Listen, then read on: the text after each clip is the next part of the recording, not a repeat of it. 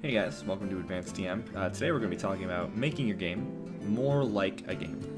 What do I mean by that? I like to approach my game from the perspective of that of a game designer who meticulously plans all of the details so that events play out in a way that challenge players on multiple levels and rely on them honing and developing skills to overcome. Challenging your players on many different levels in any given type of encounter is a great way to turn your okay game into a game that players talk about for a long time. A good way to do this is planning out the details of things like your environment and your combat encounters so that you can be sure that the way that they play out resembles something that you can expect and plan for. This is kind of a difficult concept to explain in a vague way, so let's just get into the first example. This is the most basic form of this concept that I'm starting you guys out with, and after this we're going to move on to something more complicated. So here we have a hallway, or this could be an open area. Again, this is just a very basic example. This can be whatever you need it to be. This red arrow implies that I want the players to be moving this way. Perhaps this is a hallway in a dungeon, and I know that they are coming from this left side here and are coming over to this right side here. So they're coming out, and they reach a point where there's a 30-foot drop, and they decide they don't want to drop down that and take the falling damage.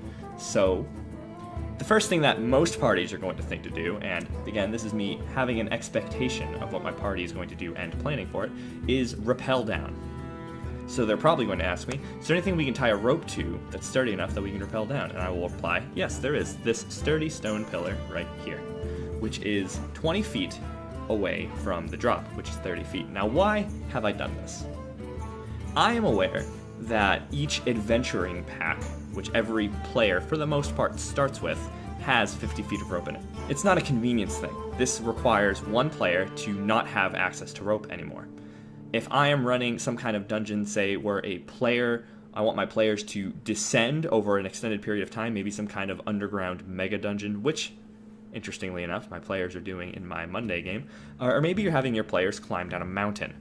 This suddenly becomes a really interesting way to test your players. How do they manage their resources, and how do they work together to compensate for that? So in this example, the person who doesn't have rope anymore now cannot do things on their own in a scenario where they need to be going down.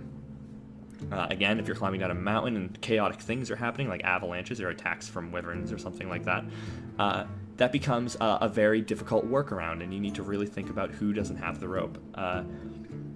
As they use more and more of the rope, their resources become more and more strained, and so that's a thing that they have to consider throughout all of their encounters on this mountain or climbing through this mega dungeon. That is a very interesting way to test your players that you might not do if you don't think about it, so plan consciously for it. This next example requires a bit of an explanation. So someone told me recently that a podcast called, I think, Adventure Zone is running or has run a campaign kind of like Majora's Mask, where there was some kind of impending disaster and the heroes were on a time loop where they had to stop this impending disaster from happening, and every time they'd reach the end of the time loop, they'd go back to the beginning. And I came up with an interesting kind of example for this lesson that would apply specifically in that scenario. And for the record, I've never listened, I think it's a podcast, listened to Adventure Zone. So it could be that their dungeon master has already done this, and if they have, like, my hat is off to them, they are probably an excellent dungeon master. So if this has already been done, and this is old hat, I apologize, but this is just something I've been musing on today. So I believe that the more information you give a player on the danger or potential failure of an action or encounter, provided they have a way around it or a way to work with it, the more dangerous you can make it. For example, if a player knows with 100% certainty that doing something will kill them, then it is okay that it kills them 100% of the time. A good example of this is if your player decides to go in some water, swim down, and not go up for air, they know they're going to die, and so it is okay that they kill them. And this kind of, the two things, I guess, kind of balance each other out. So in a time loop scenario, a certain amount of failure can be allowed for, because if you fail your quest the first time, time is going to reset in arbitrarily, we'll say 3 days, because I know Majora's Mask, and you can start again. So this is an example of how you can use that to make your game interesting. So I had the idea that If you present a bunch of things that your players have to do during this time loop, but you don't restrict them on the order that they do them, then the game becomes sort of like a speed run. This game being like a speed run will test them on things like optimizing the way that they do things. If they only want to take one rest per day, then they need to make sure that they get through these scenarios that they're pretty familiar with, using the fewest spells possible, the fewest hit points possible, and doing them in the order that is the fastest and the most effective and the safest. That is something that you rarely get tested on in Dungeons & Dragons. So if you're doing something like this is an excellent opportunity to really take advantage of it and make your game very interesting. Most players will find that interesting. I am going to run something like this very soon.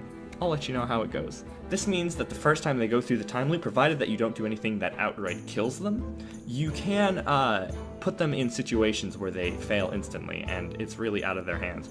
Provided that you are playing with players who can deal with that sort of thing, and you really need to have that kind of rapport with your group to do something like this. I've been playing with this group for a long time, and I think they trust me. If things are going poorly, I'm sure they think, okay, well, let's see where this goes. I'm sure we'll have a chance to do something about this, which you do give them.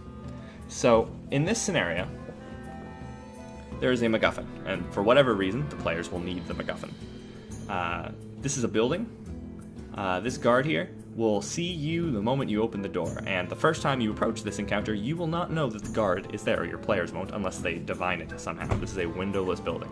So they will open this door, probably, because this door in the back is locked. If they have a rogue, then this is a completely different game.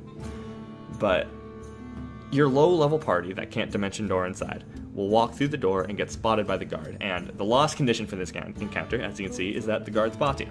So how this works, like again, this is just the idea in its simplest form. You could be that a beholder, this is the minion of a beholder, and you don't want the beholder to be aware of what you're doing, and if the guard sees you, then the beholder will become aware of what you're doing, and that is a lost condition. It won't kill you outright, but you have essentially failed your time loop, or your quest, or whatever you're doing. You can have the players later discover that the key to this door is elsewhere, and so suddenly, on their next go-around, they go to that other place that they learned about later to get the key to unlock this door, to avoid this guard. And I think your players will feel very good about that, because they'll feel like they came up with it themselves. And so this isn't railroading your players the way I think most people associate railroading. This is simply knowing what your players are capable of and what they will do in a given circumstance, and planning for it. So here for the third example and the final example, you may notice there's no fancy example heading, and that's because this is actually from my game. This is from my Monday D&D group, which is an online game. I run in person online on Mondays, and I run in person on Tuesdays. Huge advocate for online D&D, by the way. So here you can see they've defeated this circle, as it is quite dead, but it's not a circle, it was a giant bloated insect.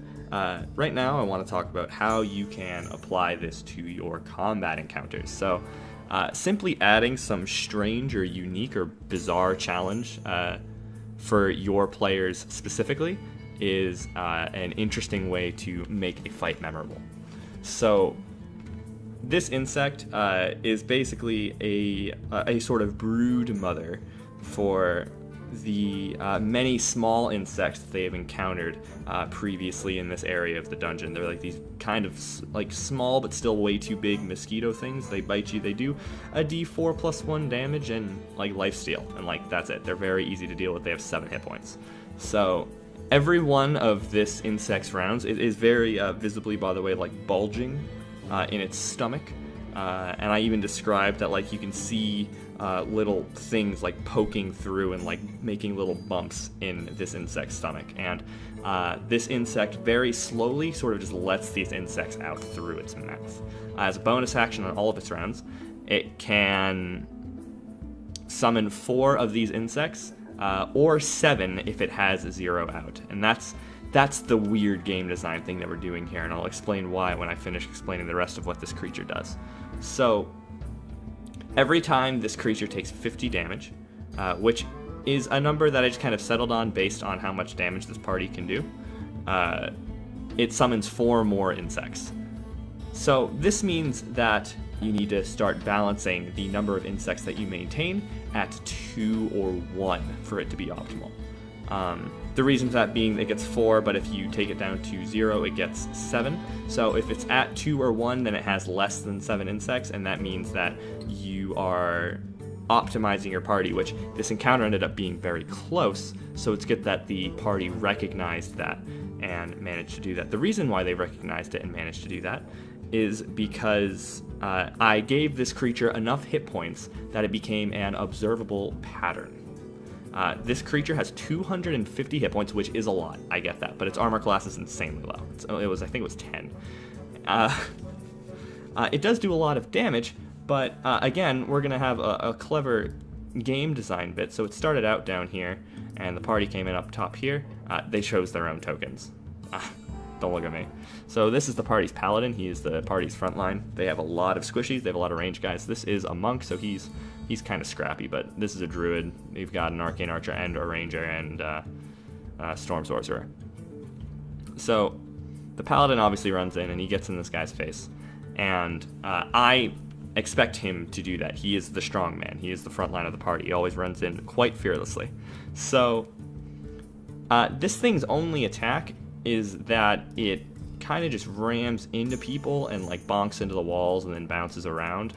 And if it hits you, you have to make, well, if it intersects you, you have to make a dexterity saving throw to get out of the way. Unless you are the first person it hits, you have the option of making a strength roll, a contested athletics check specifically, to try and hold it and stop it from starting its sort of bump, bump, bump, bump, bump. I got the idea for that from Gru's mother in Hollow Knight, which you'll find I get a lot of ideas for Hollow Knight. We'll talk about that sometime for sure.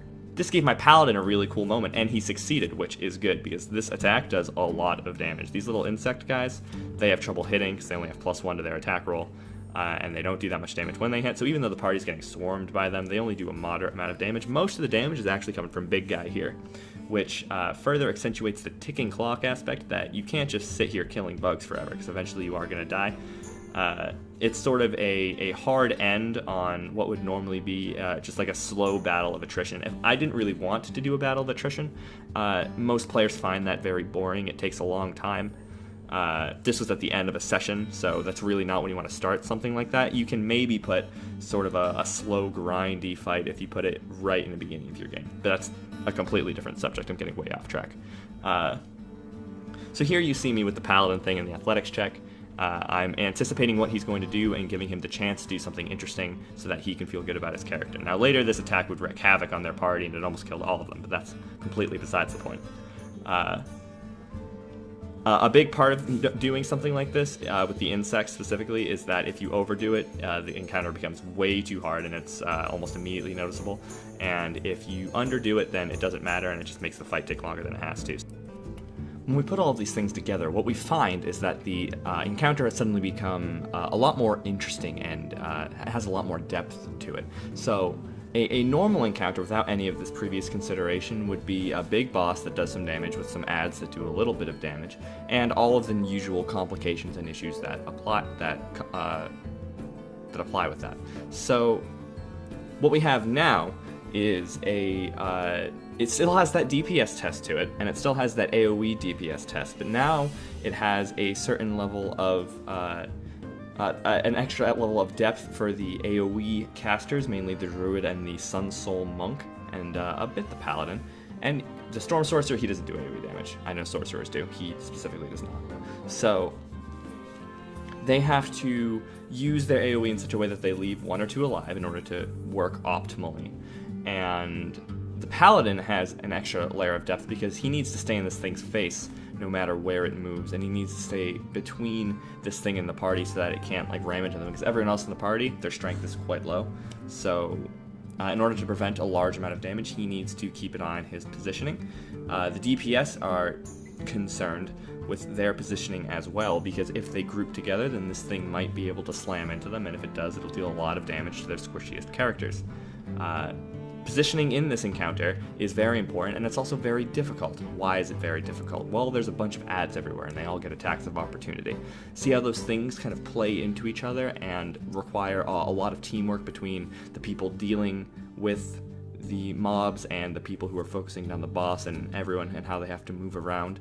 It was a very heated conversation at the table. The players were working together. I really liked that.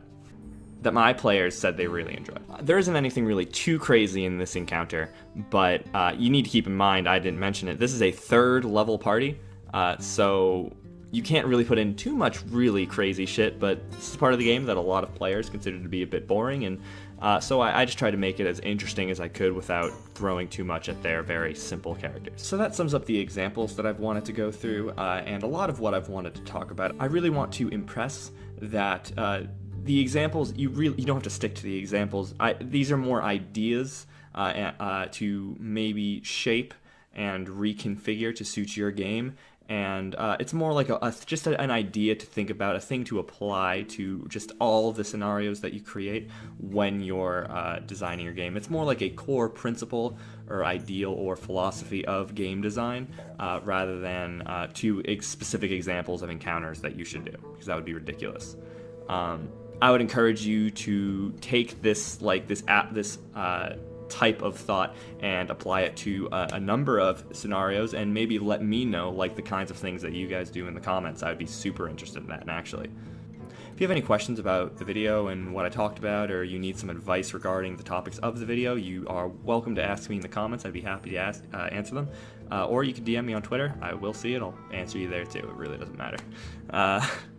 Thank you very much for watching my video. I hope I can do more videos like this. That'd be fun. Thanks. Bye.